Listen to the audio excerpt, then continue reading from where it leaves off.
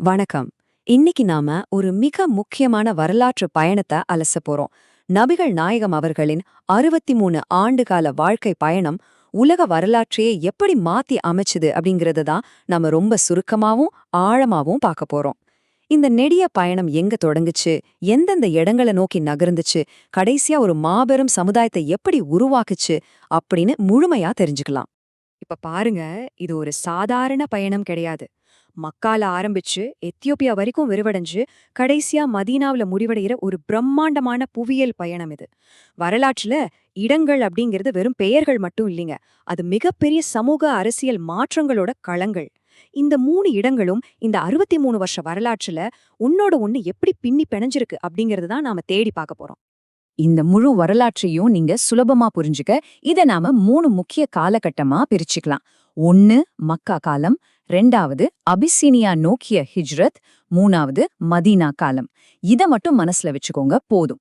ஏன்னா நடக்க போற எல்லா நிகழ்வுகளும் இந்த 3 காலகட்டத்துக்குள்ள தான் ரொம்ப துல்லியமா வரப்போகுது. சரி, முதல்ல நாம பார்க்க போறது மக்கா காலம், அதாவது ஆரம்ப வாழ்க்கையும் தொடக்க கால நிகழ்வுகளும். இந்த 63 வருஷ வாழ்க்கையோட ஆரம்பம் மக்காவில ரொம்ப ஆழமா வேரூன்றி இருக்கு. இது வெறும் இடங்கள பத்தின விஷயம் மட்டும் இல்ல, மனிதர்கள பத்தினதும் கூட. குறிப்பா இந்த தொடக்க காலத்துல ஃபாத்திமா போன்ற ஆளுமைகளோட பங்கு ரொம்பவே குறிப்பிடத்தக்கது. இவங்க தான் பின்னாடி வரப்போற மாபெரும் சமூக மாற்றங்களுக்கு ஒரு முக்கியமான உந்து சக்தியா இருந்திருக்காங்க. அடுத்த கட்டம் அபிசீனியா நோக்கிய பயணம். இத ஒரு பாதுகாப்பான தஞ்சம் புகுதல் அப்படின்னே சொல்லலாம். கதை இப்படியே மக்கால மட்டும் நிக்கல.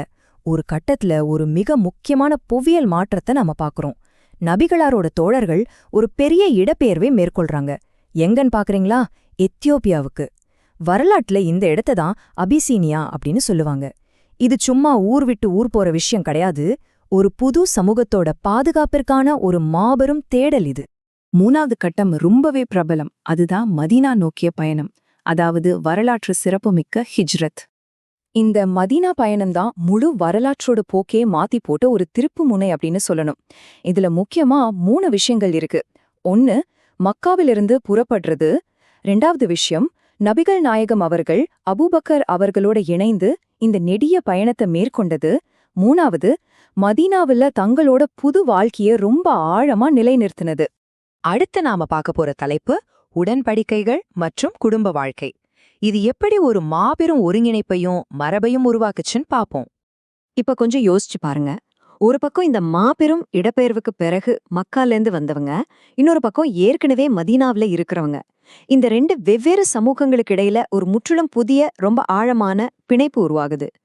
வேற்றுமைகளை எல்லாம் ஓரங்கட்டிட்டு உடன்படிக்கைகள் மூலமா அவங்க எப்படி ஒன்னா இணைஞ்சாங்க அப்படிங்கிறதுக்கு இதைவிட ஒரு சிறந்த வரலாற்று எடுத்துக்காட்டு இருக்கவே முடியாது. இந்த 63 வருஷ வரலாறு முழுவதுமே சில குறிப்பிட்ட உறவுகள் ஒரு மிக வலுவான அடித்தளத்தை அமைச்சிருக்கு. உதாரணமா ஆரம்பகால மக்காவுல ஃபாத்திமா, அதுக்கப்புறம் மதீனாவுல உருவான புது உறவுகளோட அடையாளமா ஹப்சா, அப்புறம் குழந்தை இப்ராஹிம். இந்த பேர்கள் எல்லாமே வெறும் தனிநபர்கள் கிடையாதுங்க. வெவ்வேறு காலகட்டங்களை ஒன்னா இணைக்கிற ரொம்ப உணர்ச்சிகரமான சமூக பிணைப்புகளோட அடையாளங்கள்.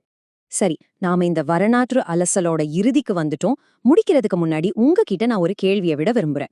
மக்காலேருந்து அபிசீனியாவுக்கும் அப்புறம் மதீனாவுக்கும் நடந்த இந்த மாபெரும் மனித இடப்பெயர்வுகளும் அங்க உருவான அந்த புது உடன்படிக்கைகளும் இந்த 63 வருஷ வரலாற்று மரபை எப்படி இவ்வளவு உறுதியா வடிவமைச்சிருக்கு? ஒரு வலுவான சமுதாயத்தோட உருவாக்கத்துக்கு இந்த ஒட்டுமொத்த பயணமும் எப்படி ஒரு ஆழமான அடித்தளமா அமைஞ்சதுன்னு கொஞ்சம் சிந்திச்சு பாருங்க. மீண்டும் ஒரு சுவாரஸ்யமான வரலாற்று தகவல்களோடு உங்களை சந்திக்கிறேன்.